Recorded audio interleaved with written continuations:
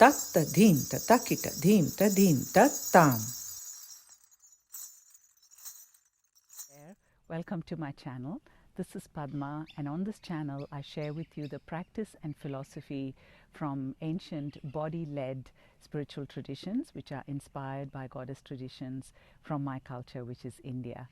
And today I'm going to share with you a practice that links our body with the heavens, and this is the practice invoking Jupiter, who is called Brihaspati in ancient Indian tradition.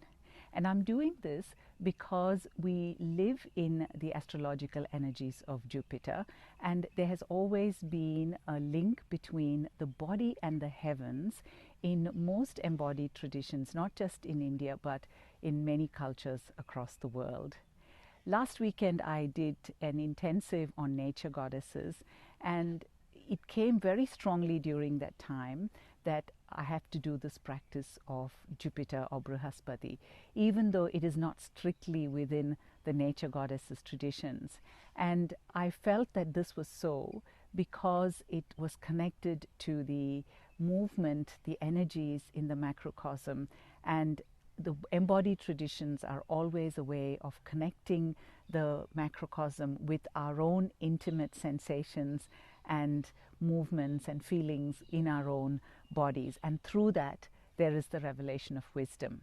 Now, I'm not an astrologer, but I have always noticed that when it comes to me to offer a particular practice or a particular deity, it is inevitably connected either to the astrological energies of the macrocosm, or if it is an individual, then in some way linked to their own astrological archetypes in their lives. And this is so because much of the tradition and knowledge about the heavens actually came from the embodied dance and movement and other ritual practices of these traditions.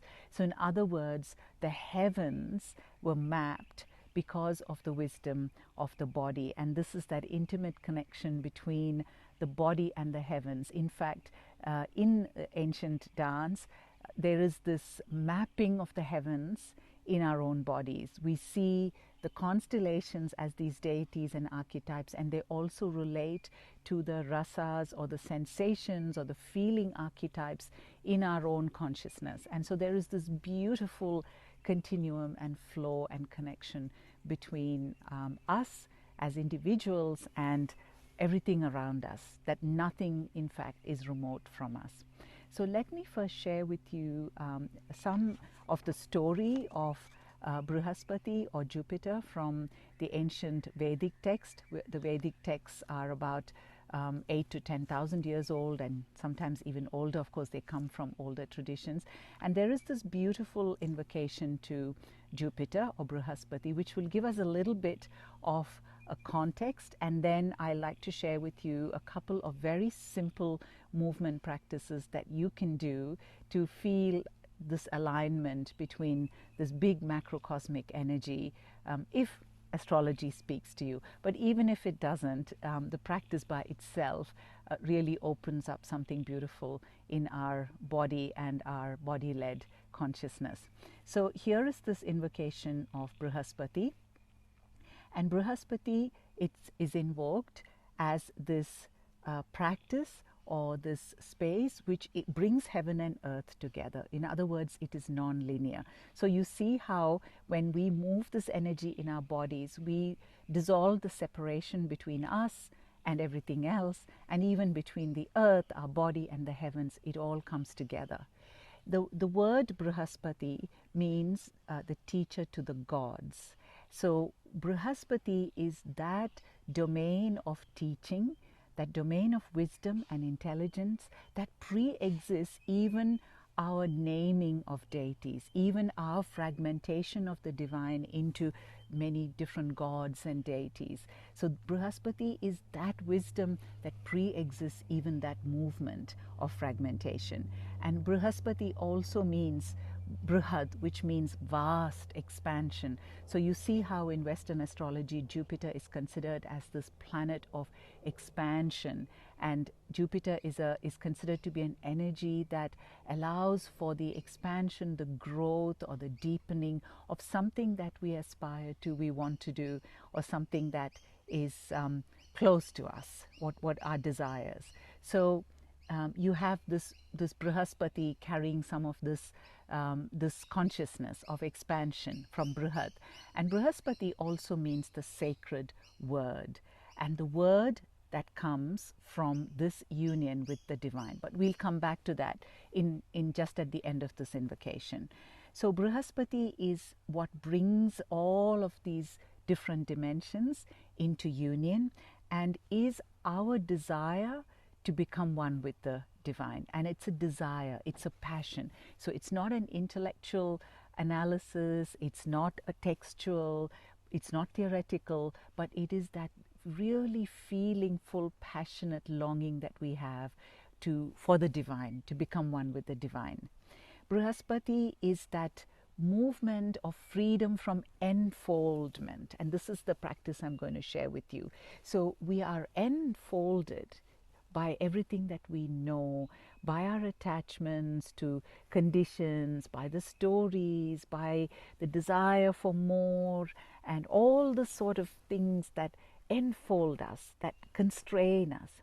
And Brihaspati is the unfolding. It is the unraveling of what enfolds us. And through that unraveling, Brihaspati allows for that movement of expansion and vastness. So it's like we are like the earth that opens for the rain to fall. And so when we are free of that which enfolds us, we can then open ourselves and the rain will fall. The rain is always falling. As soon as we open, we will receive that rain. And to this Brihaspati, the invocation goes, I offer my actions, we offer our actions through to Brihaspati, so that our life, our action is in rhythm. Rhythm is the unfolding of nature, so that we are not acting in any way that is not part of nature, that is not part of this whole movement of the unfolding of nature.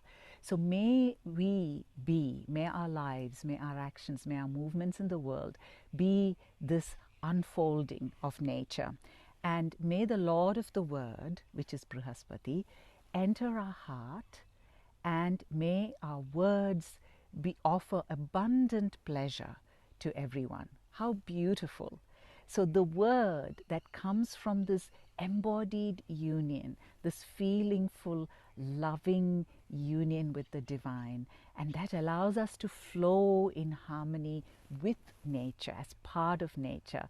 The words that come from that body and that consciousness, those words offer abundant pleasure to all those who hear those words. So this is the beautiful invocation to Brihaspati. And now let me share the practice with you. As I said, it'll be the practice of enfolding and unraveling. So we start, we're all enfolded. You know, as we're all enfolded. We've got so many stories and worries and conditions and everything that we know. It wraps us up. And let's drop down. Now so the unfolding has to come from connection to earth. So let's drop down into the feet and connect, drop our weight. Just drop the hips, drop the weight, connecting to the earth. And now, as if you're unfolding, think of your leg as a cloth wrapped around, and you unfold that. You unravel that. You unravel that. You unravel. And then you can do the same with the other leg. With the other leg. You make sure you're dropping into the earth. You want that connection, and you unravel. And as you do, keep that connection so that you are really alive to the movement of unraveling. You're really alive. Just allow it to go. Think that you're taking off all this cloth that's enfolding you, and you're just taking it out and just unraveling.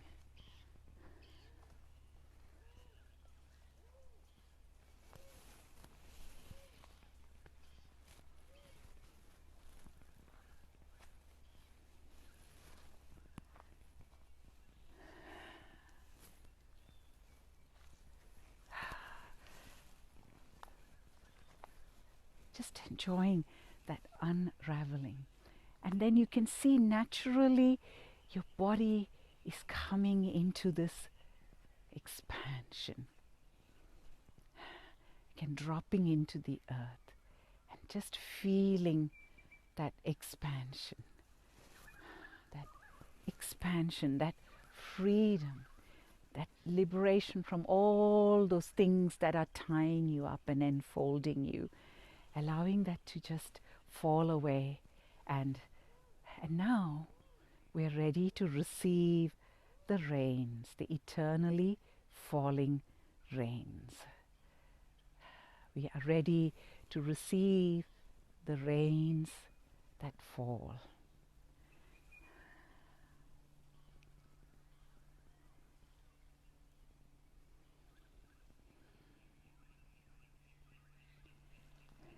So I do hope that this practice will bring you that sensation of letting things fall away as you do this. These are the times of these big energies of Jupiter, especially in this period and over the next several months. And the invitation of Jupiter is that when you have this energy of expansion and this energy of deepening that is here, it's like a gift. And when we can come into this gift free of everything that is binding us or that is enfolding us, if we can find that space of just letting go, unraveling, that movement of unraveling, it brings us into that spaciousness, that expansion, so that Jupiter is actually expanding that which allows us that space, that which allows us the liberation, that which is that renewal and revitalization, rather than everything that we know and everything that has served to actually bring us to this experience of constraint. We don't want Jupiter to be deepening more of that. We want to direct Jupiter's energies towards that unfolding, towards the movement of unfolding. So thank you so much for joining me today. I do hope you enjoy this practice in these very powerful, spacious and auspicious energies of Brihaspati and Jupiter, and may they bring you the teachings that will allow you to feel your passion and love for your union with the divine. Thank you.